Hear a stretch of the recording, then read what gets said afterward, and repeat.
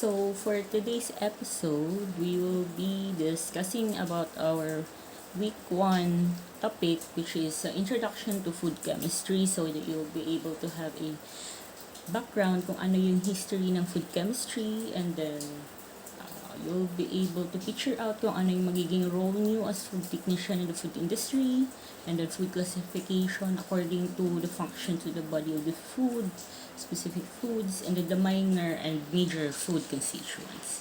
So, for the introduction, as we all know, food is the most essential requirement for the survival of human and animal life. So, hindi man ta siguro ka-survive for just a day without eating unless otherwise ga-diet.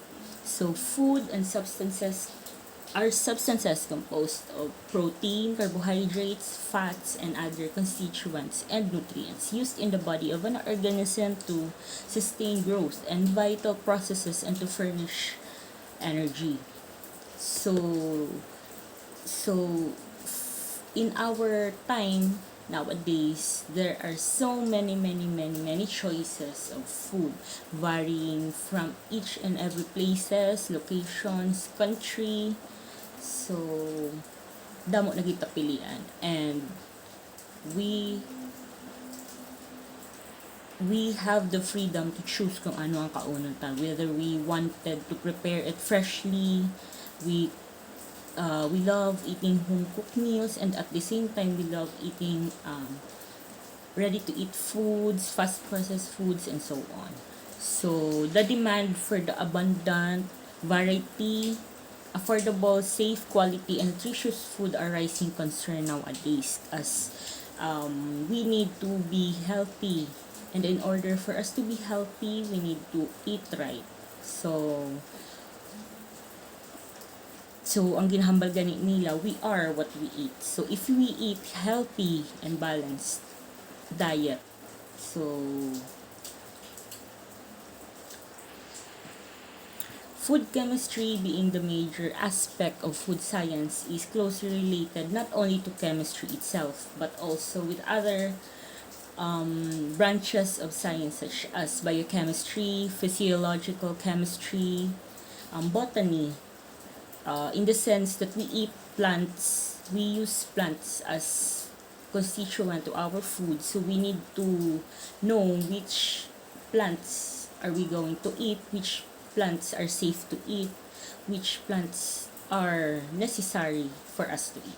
And then it is also very closely related to zoology, because namit magkaon beef, chicken, and pork, sangyupsal, and all. So we need to know how to raise those animals in order that it will be safe for us to consume. And also, it is also related to molecular biology and biology itself. And the knowledge, that specific knowledge and background with different branches of sciences, helps food technologists and chemists develop variety of foods and their corresponding processes, and find suitable food sources, create healthy and nutritious food options, and most importantly ensure food safety and security. Food safety in the sense that when we eat it, we are not going to be sick. And then food security, which means hindi tayo magugutom ever. Charot. So hindi tayo magugutom because we have plenty of food to consume. So, ongoing yung production, ongoing yung pagtatanim ng mga farmers. So, everything is in balance. So, for the brief history of food chemistry, so it began in 1700s. So, one of the famous chemists, Carl Wilhelm Schell, Swedish pharmacist, had series of breakthrough discoveries related to food chemistry. So, marami siyang na-discover, like the lactose, mucic acid by oxidation from lactic acid. So, nag-devise din siya ng method for vinegar preservation through heat.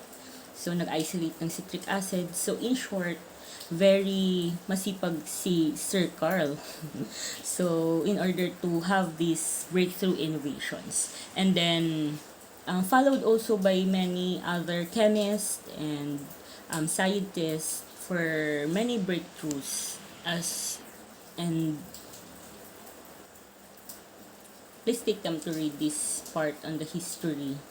And then, so of course, as the time goes by, many breakthroughs have been done. So they need to set standards in order to control what is to be put in the market. What are the foods that are safe and secure that should be put in the market. So, yun na nga, na-develop na ang mga Food and Drug Administration, Department of Agriculture, in order to ensure the safety and quality of the food supply chain. So let's go to the major food constituents. So first, sorry for the ang dami-dami. So major food constituents is composed of lipids and fatty acids, proteins, amino acids, carbohydrates. So we'll go through this more when we tackle the specific constituents. So for the minor food constituents, it is composed of vitamins, minerals, enzymes. Enzymes not only for the food itself, but also enzymes that are used for the manufacturing or processing of food. For example, for the yogurts, for the tenderizing of meat, which uses papain, and many more. And then food constituents also contains fiber, which is essential for good digestion. So flavors, so we eat because it tastes good. So food should taste good in order for it to be palatable. So food scientists, food R&D strive to make delicious food products.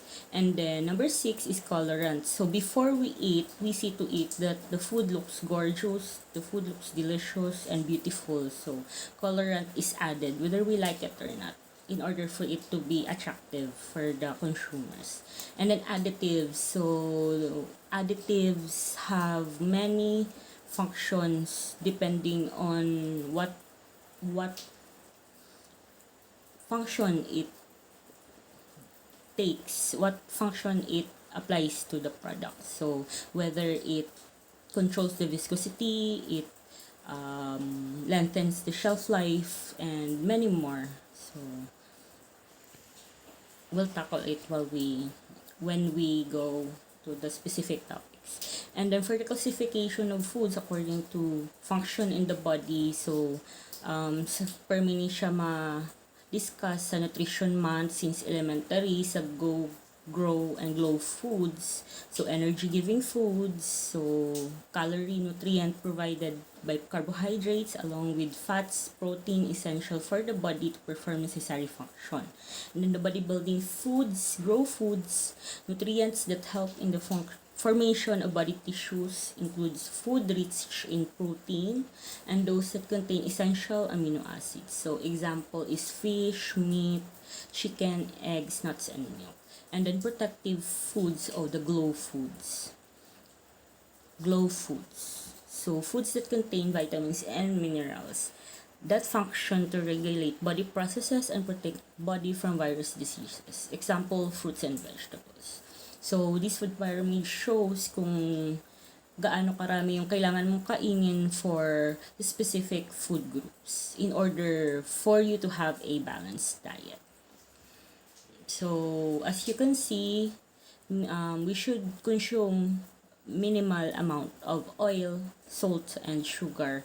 So as excessive consumption could lead to various diseases like high blood pressure, heart attack, and so on. So a balanced diet is needed by humans in order to be healthy and eating the right food at the right amount as required by the body. So yun. And then let's go to the roles that you can play when you can be able to graduate this year, next year, I mean. So when you take the exam as chemical technician, and so you will sought after and fill in the work of a laboratory analyst or quality assurance, quality control. So for the laboratory analyst, so you will be the one to analyze or perform the analysis of whatever samples you have in the laboratory, food samples. So basically, you will do some moisture analysis, protein analysis, titration for salt, bricks analysis, and so on. Many analysis. And so because it's food, so it should be microbiologically safe.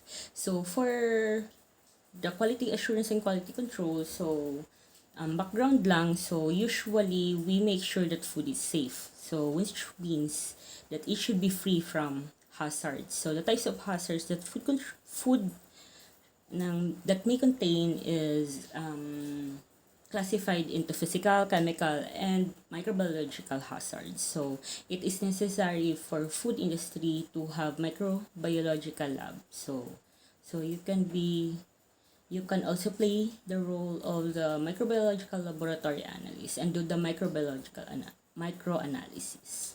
And then, so the most exciting work in the food industry is being the sensory analyst. So you get to eat the food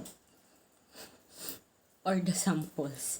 And then, of course, it's not just eating. You need to give the analysis. You need to give comments and test on the organoleptic um, organoleptic analysis of the product. So ina-analyze dito yung color and appearance of the product, the aroma, the texture, and the taste. So dapat magaling kang kumain at magaling kang tumikim ng pagkain. Yun. And then you can also play the part of research and development. So I used to be the research part of the research and development department sa my previous kong work for 10 years. So I got a chance to develop some products, so processed meat products. So base mangin path nyo man in the future. So usually the work of the research and development is the the product development and also the process development, and yun yung pinaka main na work. And then you could also be the pollution control officers, food safety compliance officers, safety officers. If you attend some training, so pwede na ka mamangin qualified to do those jobs. And then that's it.